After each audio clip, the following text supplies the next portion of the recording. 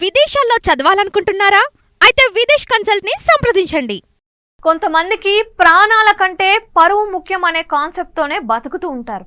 ఇంట్లో వారు ఎవరైనా తప్పు చేస్తే వారి ప్రాణాలు తీసేనా పరువును కాపాడుకోవాలి అని చూస్తారు. కడుపును పుట్టిన బిడ్డను సైతం చంపడానికైనా వెనక్కిపోరు. బిడ్డపై ఉన్న ప్రేమ కంటే కులం, మతం, ఆస్తి, అంతస్తులే లెక్కల్లోకి తీసుకుంటూ ఉంటారు.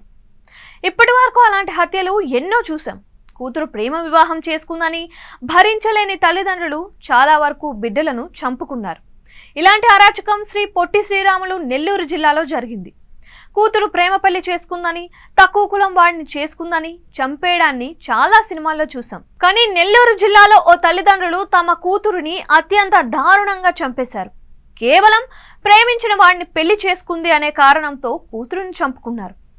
నెల్లూరు జిల్లా కొడవలూరు మండలం పద్మనాభుని సత్రానికి చెందిన దంపతులకు 2 కూతుర్లు. రెండో కూతురికి 6 ఏళ్ల క్రితం పెళ్లి చేయగా పలు సమస్యలతో వారు విడిపోయారు. దాంతో అప్పటి నుంచి తల్లిదండ్రుల వద్దే ఉంటుంది ఆ యువతి. ఈ క్రమంలో ఆమెకు ఓ యువకుడితో పరిచయం ఏర్పడింది. 20 రోజుల క్రితం పెళ్లి కూడా చేసుకున్నారు. విషయం తెలిసిన తల్లిదండ్రులు కూతుర్ని కొట్టి బలవంతంగా తమ ఇంటికి తీసుకొచ్చారు.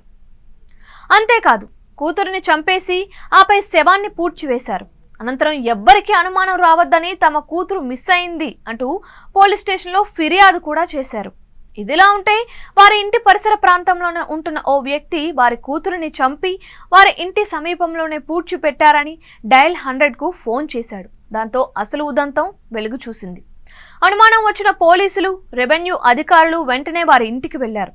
ఇంటి పరిసరాల్లో తనిఖీ చేయగా అనుమానాస్పదంగా ఓ స్థలం కనిపించింది. అక్కడ వెతకగా శ్రావణి డెడ్ బాడీ కనిపించింది. డెడ్ బాడీని స్వాధీనం చేసుకున్న పోలీసులు మిస్సింగ్ కేసును కాస్త మర్డర్ కేసుగా నమోదు చేశారు. విదేశాల్లో చదవాలనుకుంటున్నారా? అయితే విదేశ్ కన్సల్ట్ ని సంప్రదించండి.